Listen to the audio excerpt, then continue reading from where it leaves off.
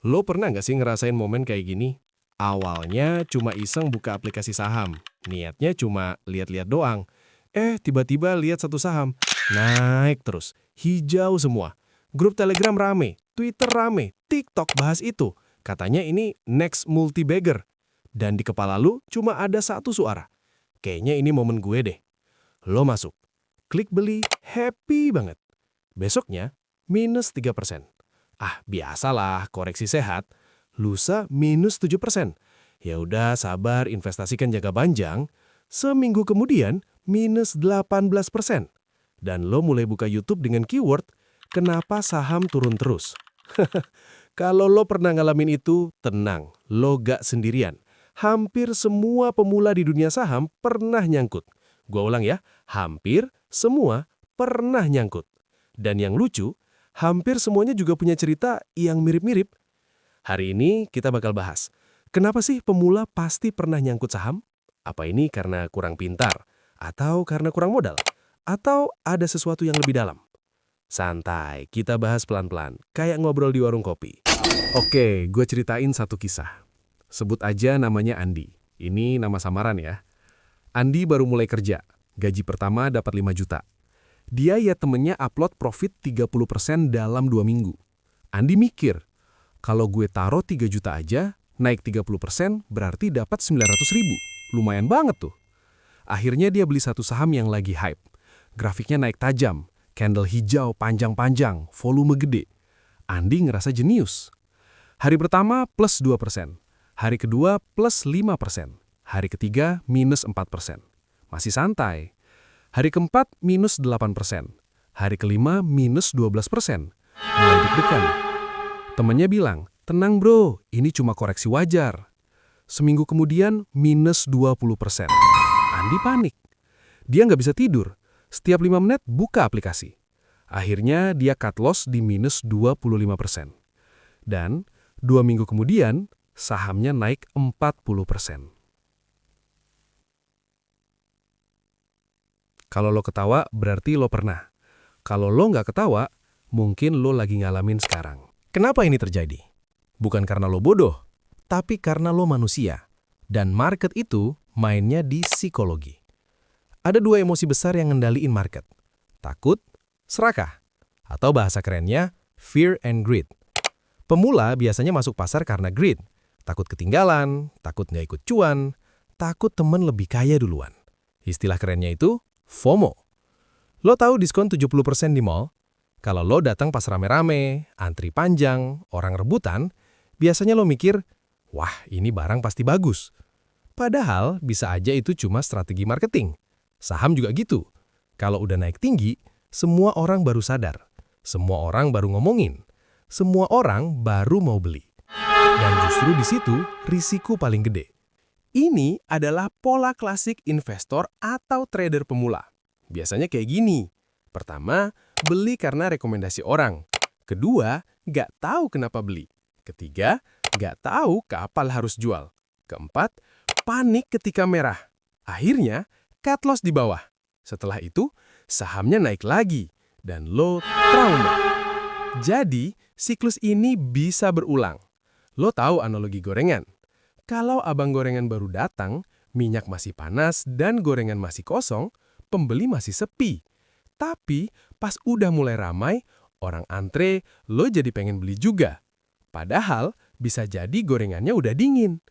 Pemula hampir selalu beli gorengan yang udah dingin, karena masuknya telat. Sebenarnya bukan cuma soal timing. Masalah utamanya ada di mindset.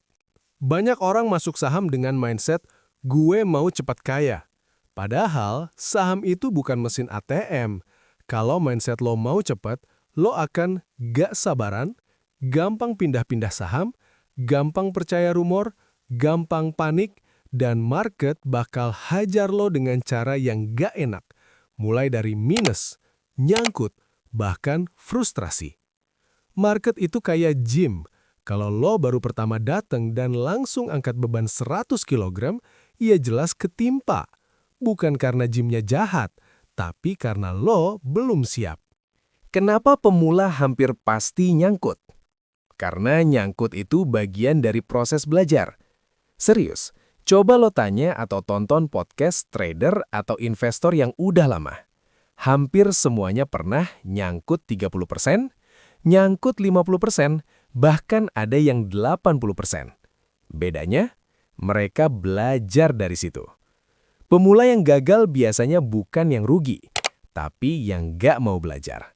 Sekarang pertanyaannya, gimana biar nggak terjebak di siklus nyangkut terus? Gue nggak bakal kasih lo jurus rahasia, karena jurus rahasia itu nggak ada.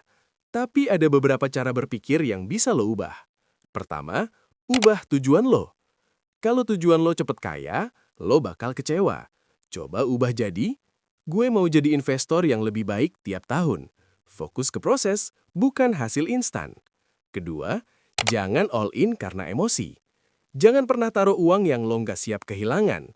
Kalau uang itu buat bayar kos atau cicilan, ya jelas lo panik kalau minus. Market nggak peduli sama tagihan lo. Ketiga, punya rencana sebelum beli. Sebelum klik beli, jawab 3 pertanyaan. Kenapa gua beli saham ini? Kalau turun 10-15%, gue ngapain? Target gue apa? Kalau lo nggak bisa jawab, jangan beli. Simple kan? Keempat, terima bahwa rugi itu normal. Lo tahu nggak? Di saham, rugi itu bukan musuh. Yang bahaya itu denial. Kadang cut loss itu bukan kalah. Itu strategi bertahan. Tapi, cut loss juga jangan karena panik. Bedain antara turun karena sentimen, turun karena fundamental rusak. Kalau lo belum ngerti bedanya, berarti lo belum siap masuk besar-besar. Yang kelima, jangan bandingin diri sama orang lain. Media sosial cuma nunjukin profit. Jarang ada yang upload screenshot minus 40%. Padahal di balik layar, semua orang punya kuburan saham. Jadi tenang, lo nggak sendirian. Singkat cerita, balik lagi ke Andi nih. Setelah kejadian itu, Andi sempat vakum 3 bulan. Tapi dia balik lagi dengan style yang berbeda. Sekarang dia mulai beli bertahap, gak FOMO, punya dana darurat dulu, targetnya realistis, dan yang paling penting, dia nggak lagi cari cepat kaya. Jadi Andi mulai berubah dengan bangun kebiasaan. Dan anehnya, ketika dia berhenti ngejar cepat kaya, justru hasilnya mulai konsisten. Kesimpulannya nih, kenapa pemula pasti pernah nyangkut? Karena market bukan cuma soal angka, tapi soal karakter. Market itu cermin. Dia mau nunjukin seberapa sabar lo, seberapa disiplin lo, dan seberapa kuat mental lo. Kalau lo gampang panik di saham, mungkin lo juga gampang panik di keputusan hidup lain. Saham itu bukan cuma alat cari uang, tapi alat belajar kendali emosi. Jadi kalau lo lagi nyangkut sekarang, tenang, lo bukan gagal, tapi lo lagi sekolah.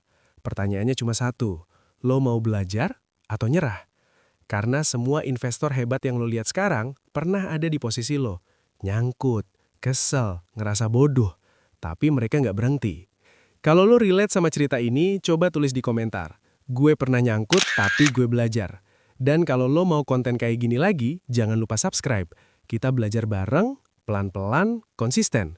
Karena di saham, yang menang bukan yang paling pintar, tapi yang paling tahan. Sampai ketemu di video berikutnya. Yuk!